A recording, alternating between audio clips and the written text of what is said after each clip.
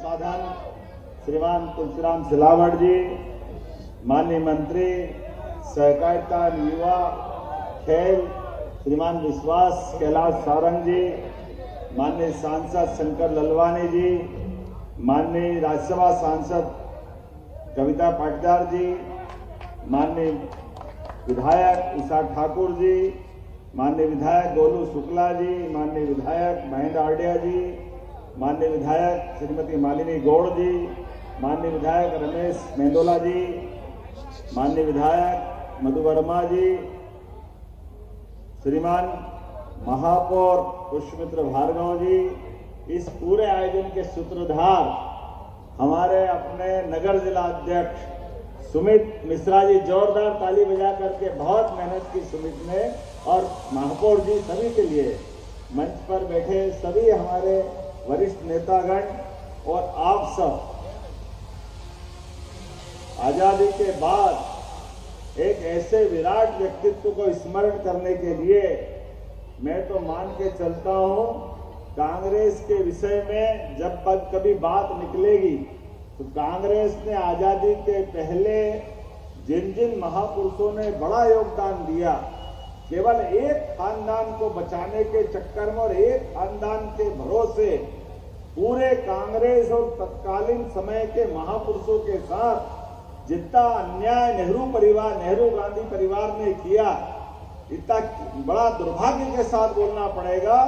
जिस बात को लेकर के आजादी के पहले महात्मा गांधी जी के साथ कदम से कदम मिला करके सरदार वल्लभ भाई पटेल, नेताजी सुभाष चंद्र बोस, लंबी मालिका है, लेकिन ऐसे सारे महापुरुषों को बुलाने का काम अगर किसी ने किया है और योजनाबद्ध तरीके से प्लानिंग के साथ, इतना बड़ा व्यक्तित्व सरदार वल्लभ भाई पटेल का, जो स्वयं पीएम के उस समय बहुत सहजता के साथ पूरे देश को स्वीकार होते, लेकिन विनम्रता के साथ महात्मा गांधी जी चर्चा में अपने को पीछे रख करके अपने से कम आयु के व्यक्ति को प्रधानमंत्री बनाकर भविष्य में इस देश का नेतृत्व कैसा हो, भविष्य में देश मजबूत कैसा हो, कितने प्रकार का उनने योगदान दिया और अपना खुद का मान पीछे रखते हुए अद्वितीय योगदान देकर के जिनने कदम बढ़ाया, केवल 1, 2, 3, 4 ऐसी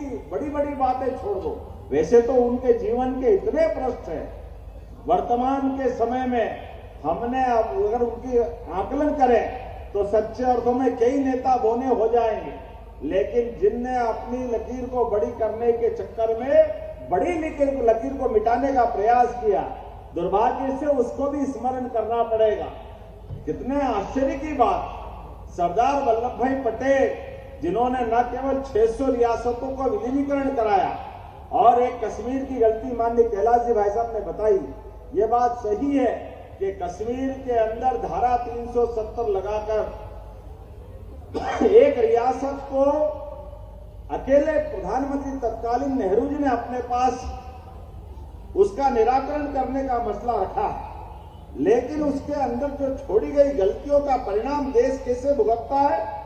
40,000 निरपराध सेना के, पुलिस के, आम जनता के, किसान, मजदूर, गरीब, बच्चे, हमारे कश्मीरी पंडित भाई बहन, सभी प्रकार के धर्म के लोग अगर मारे गए तो उस कलंक के कारण से, धारा 370 कारण से, और उसमें उतरे नहीं। आप आगे बढ़ के देखो, भारत के नक्शे के साथ कश्मीर अगर पूरा भारत को मिलता तो उसका परिणाम क्या आता? उसका परिणाम आता हम अफगानिस्तान के रास्ते से ईरान और ईरान से लेकर दुनिया से यूरोप तक जोड़ने का रास्ता निर्बाध रूप से इस देश के साथ रखते। ये भारत का सबसे बड़ा नुकसान हुआ कि बीच में पीओके बना करके बीच में ये जो नया व्यवधान खड़ा करने का काम किया, ये गलती नेहरू जी की है। और उससे आगे बढ़ते हुए हम सब याद रखते, बोलने के लिए तो काफी बात है, लेकिन वास्तव में सरदार वल्लभ भाई पटेल के माध्यम से इतनी सौगातें, जैसे वर्तमान के हमारे पूरे देश के अंदर ये प्रशासनिक तंत्र जो बना है, आईपीएस, आईएएस, ये जो भारतीय प्रशासनिक सेवा का तंत्र है, जो अंदर से लोकतंत्र को मजबूत करता है, ये पूरी ताकत अगर दिलाने का किसी ने काम किया है, ये यशस्वी प्रधानमंत्री नेहरू जी के मंत्रिमंडल के उप प्रधानमंत्री लेकिन अद्वितीय व्यक्तित्व के धनी जोरदार अभिनंदन सरदार वल्लभ भाई पटेल के कारण से हुआ है। जहां लोकतंत्र में सरकारें आएगी चली जाएगी, लेकिन केंद्र का महत्व क्या होना चाहिए? संघीय राज पद्धति में लोकतंत्र मजबूत कैसे रहेगा? विगत 1000 साल की गुलामी के काल में जिन जिन कारण से भारत कमजोर हुआ, वो सारे घटनाक्रम को जानते हुए देश की एकता अखंडता के लिए मजबूती का काम अगर किसी ने किया है तो सरदार वल्लभ भाई पटेल ने किया है। मुझे गर्व है इस बात का।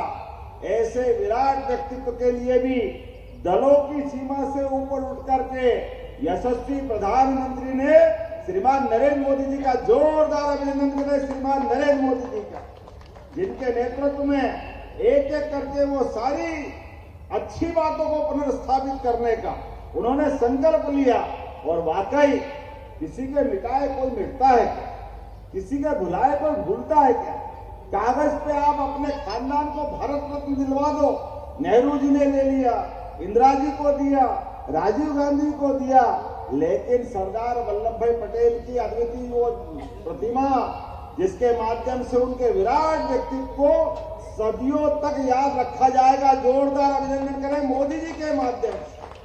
और प्रतिमा बनाने के लिए भी घर घर से व्यक्तिगत रूप से जिसके पास जो धातु का टुकड़ा वो कलेक्शन करते हुए पूरे समाज का योगदान दिलाते हैं। और केवल एक विशाल प्रतिमा नहीं, उस प्रतिमा में आत्मा भरने के लिए पूरे देश में स्पंदन करते हुए जिस प्रकार से जब भी मौका मिलता है सरदार वल्लभ भाई पटेल को स्मरण कराने का ये अद्वितीय जो प्रयास हुआ है, हमारे लिए ये भारत माता ये केवल भूमि का टुकड़ा नहीं है, ये भरत भूमि है, ये पुण्य भूमि है, और ये सस्य श्यामला साक्षात जगदम्बा, और ये जीवंत है। और जीवंत होने के नाते से इस भूमि के साथ नदियों की जो भूमिका है, शरीर के अंदर जैसे रक्त धमनियां हैं, उसी प्रकार से ये नदियों के माध्यम से हम भारत माता का जीवंत रूप पाते हैं। इसलिए ये यात्रा के साथ हमारी पवित्र नदियों को जो स्मरण किया गया,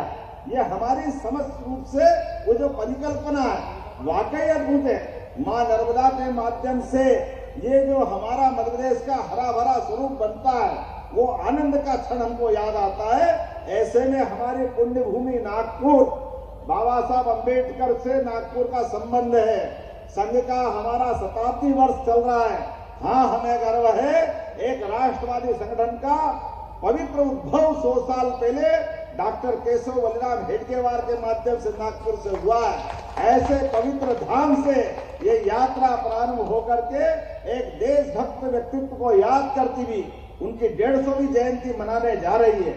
आइए हम सब सभी यात्रियों का मध्य प्रदेश सरकार की ओर से मैं आपका वंदन करता हूं, अभिनंदन करता हूं। और आपके अंदर वो जो पवित्र संकल्प है, आपके माध्यम से पूरा देश उस संकल्प को दोहराएगा कि दुनिया की कोई भी ताकत भारत के तरफ गलत निगाह से देख नहीं सकेगी।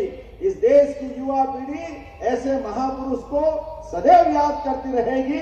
ऐसे संकल्प के साथ बढ़ने वाली यात्रा और थामा हुआ तिरंगा, ये योग्य नेतृत्व प्रधानमंत्री नरेंद्र मोदी के नेतृत्व में दुनिया के सामने भारत जिस रूप से दिखाई दे रहा है, सच्चे अर्थों में ये हम सबके लिए स्वर्णिम समय है, हमारे लिए गर्व करने का मौका है। और हम उसके लक्षण भी दिखाई दे रहे हैं कदम कदम पर।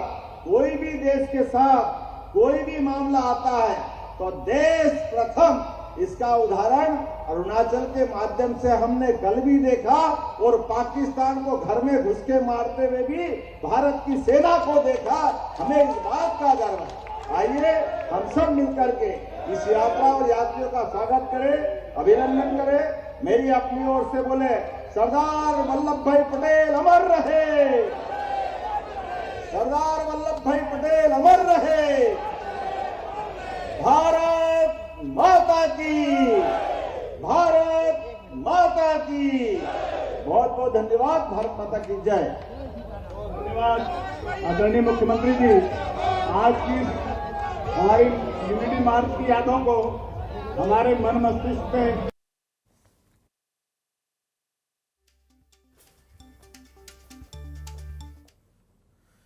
और इस बीच एक बड़ी खबर, गुवाहाटी टेस्ट में भी भारत को हार का सामना करना पड़ा। दक्षिण अफ्रीका से हारा भारत। दक्षिण अफ्रीका से 408